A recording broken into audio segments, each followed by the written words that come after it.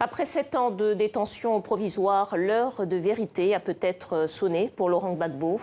L'ancien président ivoirien est jugé pour crimes contre l'humanité présumés commis pendant la crise post-électorale de 2010 à 2011. Lundi, nouvelle audience prévue devant la CPI à La Haye. Les avocats vont plaider l'acquittement et espèrent une libération rapide de leurs clients. C'est donc une semaine décisive pour l'ancien président. Pour en parler, nous sommes avec Bernard Houdin, conseiller spécial de Laurent Gbagbo. Bonsoir. Bonsoir. Merci d'être avec nous. Alors, Laurent Gbagbo est en prison depuis 7 ans, je le disais. Vous lui rendez visite régulièrement. Première question, peut-être, dans quel état d'esprit se trouve-t-il à la veille de cette semaine? Mais il se trouve dans l'état d'esprit dans lequel il est arrivé à La Haye en décembre, le 30 novembre 2011. Je l'ai vu il y a quelques jours.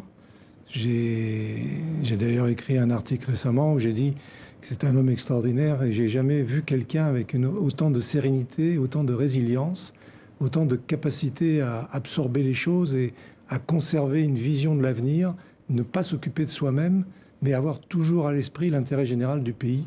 Il est confiant sur un possible acquittement et une possible libération?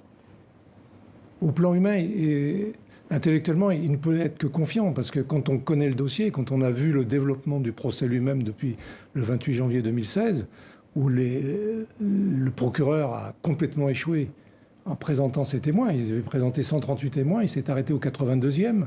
Il n'est même pas capable de définir ce que c'était que le plan commun. Et ce qui a permis d'ailleurs au juge président de la Cour d'autoriser la défense à plaider directement l'acquittement. Parce qu'on va passer des témoins du procureur aux plaidoiries d'acquittement. Alors justement, ce n'est pas la première fois que les avocats de Laurent Gbagbo demandent sa libération. Qu'est-ce qui vous fait penser que cette fois, ce sera peut-être le bon moment et qu'il peut être acquitté? Non, là, on mélange deux choses. Il y avait les demandes de liberté provisoire dans le cadre du procès. Qui ont toujours été refusées. Qui ont toujours été refusées pour des raisons qui n'étaient pas nécessairement valables, mais on était à l'intérieur du procès. Là, ce n'est pas des demandes de liberté provisoire, c'est la demande d'acquittement liée au fait que ce procès n'a pas pu démontrer en aucun cas la culpabilité éventuelle de Laurent Gbagbo et de Charles Blé Goudet. Mais qu'est-ce qui vous fait penser que cette fois, les arguments de la défense de Laurent Gbagbo, qui sont toujours les arguments qu'elle a avancés, seront entendus? Non, les arguments qu'il avait avancés, c'était des arguments sur la santé, sur la détention provisoire, etc. Sur son innocence, sur l'innocence de Laurent Gbagbo. Oui, mais c'était dans le cadre du procès, demander une liberté provisoire, le procès se continuant. Là, on a vu l'ensemble des témoins de l'accusation, on a vu se démonter tout l'acte d'accusation, et aujourd'hui, il n'y a plus rien qui retient la libération de président Gbagbo au sens juridique. Maintenant, c'est-à-dire? Parce qu'aujourd'hui, il faut bien savoir que la Cour pénale internationale, je ne suis pas le seul à le dire, a quand même un certain nombre d'éléments où le droit lui-même est accompagné, entre guillemets, par un peu de politique. Rien que pour le cas du président Gbagbo. On sait aujourd'hui, par tous les emails de M. Ocampo avec les Français, comment ils ont organisé le transfert de Laurent Gbagbo à La Haye, tout le mécanisme qui n'avait rien de juridique, et également comment ils ont empêché la chambre préliminaire de libérer Gbagbo en 2013. Alors, dans le cas d'une libération, d'un acquittement et d'une libération, est-ce que vous qui le connaissez, Laurent Gbagbo serait prêt à reconnaître Alassane Ouattara comme le président de la Côte d'Ivoire et à laisser son parti, du moins la branche qui lui est restée fidèle, réintégrer le jeu politique, participer aux élections locales, etc. Non. Le président Gbagbo a été élu en 2010, on ne va pas faire un débat pendant des mois. Quel est son état d'esprit sur cette question? Le président Gbagbo est un constitutionnaliste et il est respectueux de la démocratie. Les Français et d'autres ont installé M. Ouattara. M. Ouattara agit en tant que président de la Côte d'Ivoire actuellement. Il y a eu une échéance électorale en 2020. Je pense que le président Gbagbo fait partie des gens qui veulent respecter la Constitution, lui. Et il y a cette échéance. C'est lui-même qui décidera ce qu'il veut faire quand il sera dehors. Il a son libre arbitre là-dessus. Je ne vais pas me substituer à lui, mais je pense que le président Gbagbo agira dans l'intérêt général de la Côte d'Ivoire. Alors, il y a une question qui empoisonne la vie politique ivoirienne depuis de très nombreuses années, c'est le concept d'ivoirité. Je rappelle, c'est la nécessité d'être de père et de mère ivoirien pour briguer la magistrature suprême. Au départ, c'est un concept que le président Gbagbo avait combattu, le candidat Gbagbo avait combattu. Finalement, il l'avait récupéré contre son adversaire de l'époque, Alassane Ouattara.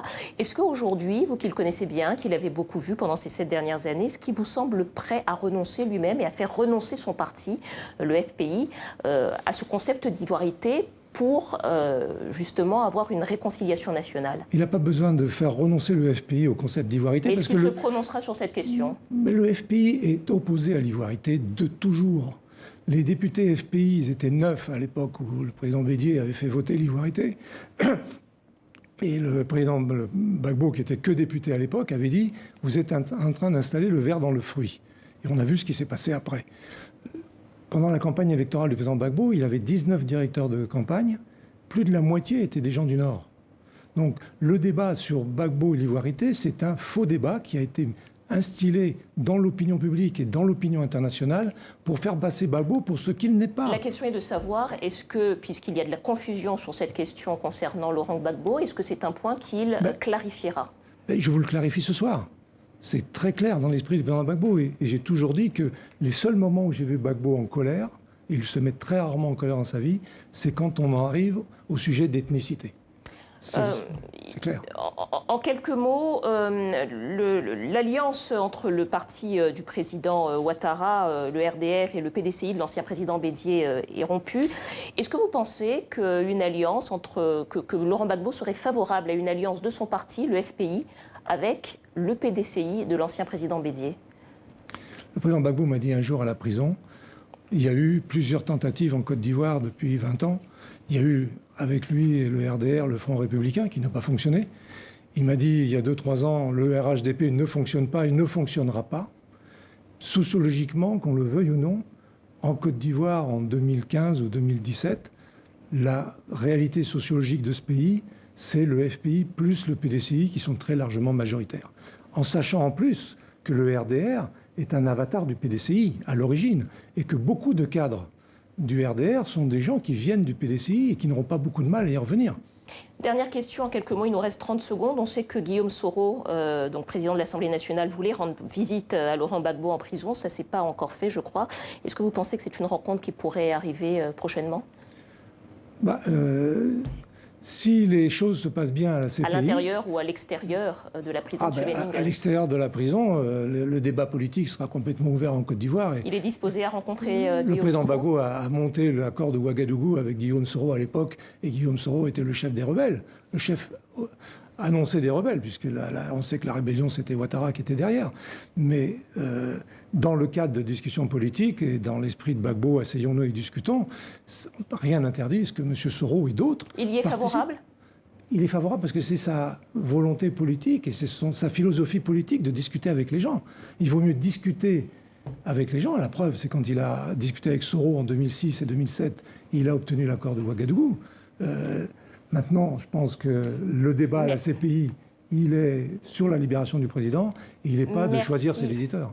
Merci à vous, Bernard Houdin, conseiller spécial de Laurent Gbagbo. Merci d'avoir répondu à nos questions. Merci. Une image au Mali.